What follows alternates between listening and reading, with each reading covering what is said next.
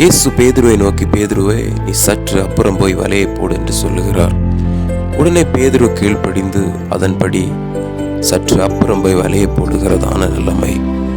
பேதுருக்கு ஒன்று சொல்லியிருக்கலாம், இல்லை ஆண்டவரே, எனக்கு இந்த கடலை பற்றி எல்லாமே தெரியும். சின்ன வயசுல இந்த கடலில் நான் வாழ்ந்தவன். இந்த கடலில் உள்ளதான எல்லா தந்திரமும் எனக்கு தெரியும்.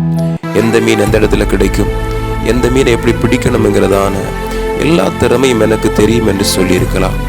ஆனால் அதை பேதுரு சொல்லாம ஆண்டவர் சொல்லுகிறபடி செய்கிற நிலைமை. ஏன்னா அவர் ராத்திரி முழுவதும் பிரயாசப்பட்டும் தன்னுடைய முழு பலத்தை காட்டியும் எல்லா திறமையை வெளிப்படுத்தியும் ஒரு மீன் கூட கிடைக்காம வறுமையான படகோடு இருக்கிறதான நிலைமை. ஆனால் கர்த்தர் சொன்ன அந்த வார்த்தையின்படி அவர் கீழ்ப்படிந்து வலையை போட்டு திரளான மீன்களை பிடித்து அவர் படகை நிரப்பினாராம்.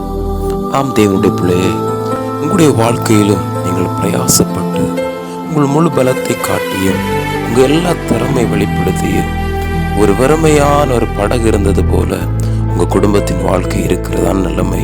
நீங்கள் எவ்வளவுதான் கஷ்டப்பட்டும் எந்த ஒரு நன்மையும் இல்லாமல் வறுமையாக இருக்கப்படுகிறதான நிலைமை.